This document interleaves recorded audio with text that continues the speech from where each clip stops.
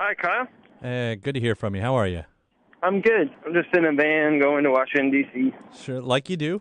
Like you do. But you're healthy and you aren't hurt. Yeah, we are not hurt. The van is hurt. I have to imagine that's not the first time after quite a career you've been in something like that for. We totaled the van and had to drive in, but I wasn't in the van. I was in the equipment truck. Oh, So I missed that one. This is my first actual, well, actually, you know Did you what? miss we did, it? We did hit a deer one time. Yeah. And I was on the loft okay. in a sleeping bag when we hit the deer, and I flew all the way to the front. And now that I think about it, we hit something in France, too, one time. Shit, yeah, I guess it does happen every now and then. See, that's just stats though. Rule of odds. You're on the road enough, it's gonna happen. Yeah, it's kind of, we had our whole trailer stolen last year, and the more I thought about it, it was like, after I don't know how many thousands of shows and millions of miles, it seems like, stuff happens eventually, I guess. Yeah. Did you guys get that stuff back? Not a lick of it. Oh wow. We got the trailer. We got the empty-ass trailer, but, I mean, better than nothing, I guess. Yeah, that's right. Well, it just seems like nowadays, of course, with the way news spreads, you'll hear about a band and that'll happen and they'll get their stuff stolen. And then always 2 days later, it's like, oh, it was returned. Portugal, the band, got their stuff returned. But not Did they get their stuff back? Yeah, they got their stuff back. Oh, that's good to hear. But not you. No, I don't think the Stooges got their stuff back either, did they? Oh, I'm not sure about that one. Yeah. We played with them the night that happened. Oh, that's a lousy situation. Yeah, it's like Mike Watt's bass, and he's had forever. Jeez. It's terrible. Yeah. Well, let's talk. Let's back up because you got the full collection out now. And Yeah. You're touring behind. But if you could catch us up a little bit on these three EPs, what the ideas behind these three acoustic EPs were, and the basic timeline of the whole story. In, I think, 2007, I came home from a Sparta tour pretty beat up and defeated and grumpy, and I decided that I wanted to just go to my room in my house that I have like a small studio set up in, and just start making these acoustic songs. I had been doing like some commercial writing stuff like on the side, and basically every time they give you this thing like they send you the commercial and then you write music to it or whatever. And I got one for this Hellman's mayonnaise commercial in Canada. And so I wrote on my way back home because it was this commercial with this bunny rabbit, like, taking a bus and then, trying to get back to this like, bunny's house or whatever. So I wrote this song, and I sent it in, and they said, this is terrible, we don't want this. And so I said, man, I'm just going to make a whole record of this stuff because I really enjoyed doing something that was quiet. And so I made that record, the first one, sort of with no intention of doing much else. And then a couple of years later, we had finished the Sleeper Car tour on that record, and I was building this bar at home out of a greenhouse. This building used to be like a greenhouse or a plant store, and so we were building this bar. And I would go home and just sort of like, write these songs kind of about being home and family, and it just sort of became this outlet when I wasn't doing this like sort of manual labor and stuff. And as soon as I did the second one, I knew it was going to be a trilogy. And I knew that someday I would do the third one, and the third one I would release it, in one big package. So the second one, when it came out, we just made 500 of them in this sort of like special edition package. And then when we finished the third one, by this point, it's like every time I'm making one, the studio is getting bigger. And by the third one, we moved the studio out of my house and into its own building. And so it's kind of like following the progression of my life at home. And it kind of fits sort of as you're writing these songs. The thing that I like about it is that it's 15 songs over a 4 or 5 year period in one album. So for me, when I go back and listen to it, like when we're getting ready for a tour or something, we decide what's going to be electric and what's not, and how we're going to sort of perform these songs.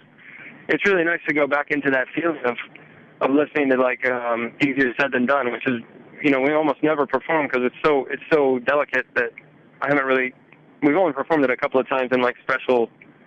We did like 2 nights at a theater in El Paso, and we played it at those shows because it's so, it's just usually you write a record in like 6 months and then you put it out and tour on it, and it's all kind of within a few year period. Like even if at the end of a tour, the song's only a couple of years old. So it's kind of nice in a way, at least it's the way it's been in my career, to just have these songs that I'm playing, pretty much for the first time to a lot of people, and they're 4 or 5 years old and they kind of have a life of their own already. What's cool how you said. I mean, I guess it does present itself as a narrative, as the yearbook of your life for the past few years. Yeah, and it has been like a really different period in my life where I've been home. I mean, I've never been home this much since I was in high school. So it's been just a different sort of thing. And now as we're getting ready to sort of fire up Sparta stuff again and sleeper car stuff next year, this has been like a nice kind of ramp up back to that kind of work. Right. So you also put the Electric Six EP on here. Why was it those songs that you chose?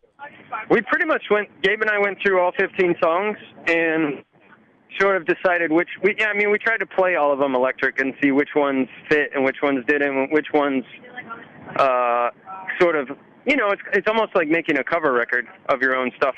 Mm-hmm. So some of the songs work and some of them don't. Obviously something like Lake Travis, which is a long, complicated instrumental song, it doesn't really present itself electric. So we ended up picking, I think we said we were only going to do 5, and then we ended up with 6.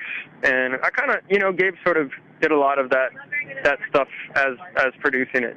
So it's good. It's a good working relationship we have with that, and I trust him on the songs, and he knows what he's doing. So there were a few things he had to convince me on, but I think in the long run, it turned out right. Yeah, that's always how it goes with a producer, though. Yeah, it's the job of the producer. And being that this is like essentially solo stuff, I don't really have a band that can sit in a room and argue about that sort of stuff. So it really just comes down to me and Gabe arguing about it. Right. I think it's some of my favorite songs I've heard of your entire career. What I find interesting about them is the songwriting style.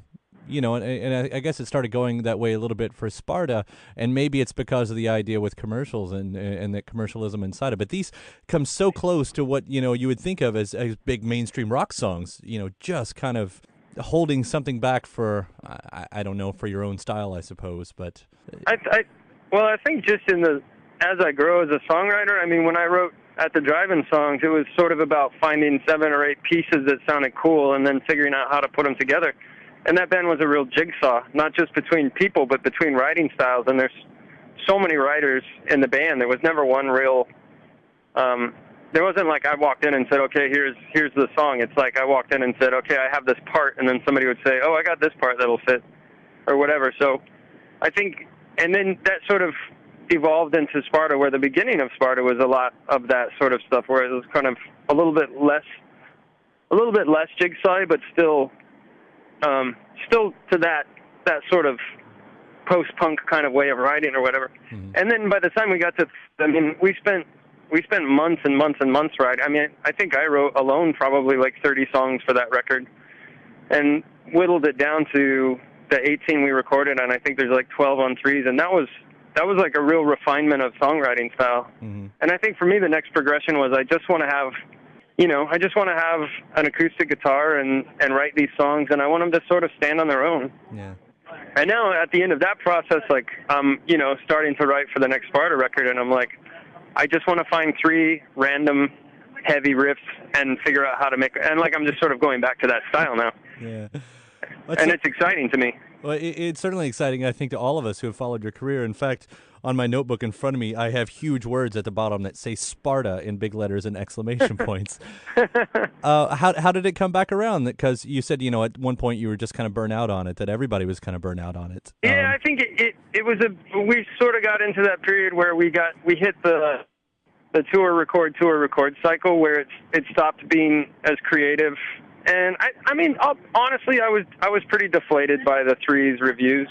Mm-hmm. And I took them personally, and it just left me kind of bitter with, like, I worked so hard on that record, and I think that record is, like, some of my best work, and I felt like I got slammed unfairly by a lot of reviews. And it kind of just took its toll on me. It was like, you know what, if I was really 100% happy about it, it wouldn't do anything to me. But the fact that I'm burned out, and I don't really want to be here anymore, and I feel like, once in 2005, I left the tour because I couldn't be honest anymore on, like, playing to people, and I felt like it was coming up to that again where I didn't want to leave the band in a lurch. Mm-hmm. So we finished the 3's tour, and I needed to, like, just get away, and I think it was good for me. It was really good for me and Tony's relationship to just sort of take a break, and I kind of, like, have a new appreciation for him. I know how much he has to put up with me, and And it just opened a lot of dialogue where I could go to him and there wasn't a matter of pride or like we didn't have to worry about getting in an argument before a tour. It was like, you know, we could just sit on the phone for hours and just talk about life and, you know, stuff that we missed and stuff that we were, you know, you could kind of, it's a different weight if you know you're not going on tour. So, you know, it made me appreciate sort of his position in all the bands that we've been in. Yeah. He's kind of like the unsung hero to me in a lot of those situations. And the fact that he puts up with me is saying a lot because I'm not the easiest guy to tour with and I'm not the easiest guy to write with. And, you know, kind of like now going back to it, it's like I'm really energized and excited. So is he and Matt and Keely are all excited as well. So we kind of, when we decided to open this venue, you know, the first thing I wanted to do is we played this venue at Sparta on the first sort of big, on the Snowcore tour, which was like 2002, right after Wiretap came out. And it was like our big, you know, we were selling out like 2,000 seaters. And it was like sort of the height of my, like, American rock career, you know? Mm-hmm. And we played this venue in El Paso, and I just kept thinking, like, man, I want this place. This is what I would do if this was my place, you know? And it took 10 years, but we got it. And now it's ours, and now we can do what we want to do. And so I kind of just called Tony and was like, hey, I'm opening this place, and I think we should play at least one show there, you know? And just from there it led to like, well, let's have a new song to play. And then from there it was like, let's just fucking make a record. And, you know, that's how it goes. Yeah.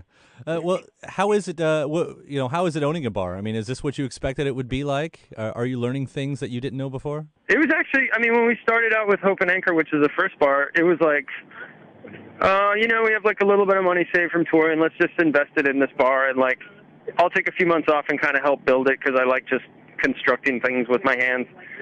And I got totally obsessed. And like my wife, her job, and we basically got just totally obsessed with running this business and making it like what we wanted it to be. And, you know, it's like an exceptional place to me. We work super hard at it. Mm-hmm. And we cared about, like, we make our own grenadine, which is, we're probably the only bar in El Paso that makes our own grenadine. We make our own simple syrup. All the lime juice building is squeezed each day. Just stuff like that, which is important to me. And it's now starting to like translate into this sort of like base, like this fan base. And the way I always tell the staff is, look, the only thing I know is touring and making records. So we're going to run it like that. Like, if you can't keep up, you're off the tour. You know, if you can't be polite, if you can't carry sort of the way we run business, then you're off the tour. Like, I mean, I'm just saying, I think we learned a lot from the life that we've led. And you know, and it made opening the second one that much easier. I mean, what we did in 6 months at Hope and Anchor, we did in 2 months at the new place, pretty much. And this is something you're going to stay involved with as time goes on, even with the new Sparta and all that? Well, I think the thing is that it's all connected to my name, and my name is it's connected to my name, so you just want to kind of keep up the sort of quality reputation that you've made, you know? Yeah, yeah.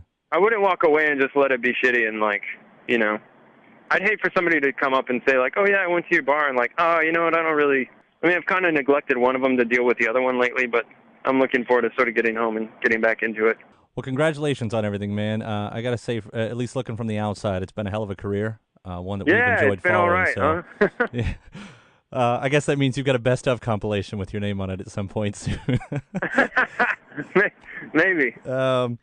Thanks so much for taking the time today. We're really, really looking forward to the new Sparta record. In the meantime, Broken Songs is sounding great. We've got the Electric 6 EP on full rotation here, and hopefully we can see you in Louisville at some point soon. Yeah, I hope so. Thank you so much. All right, Jim. It was great talking to you. We'll see you around.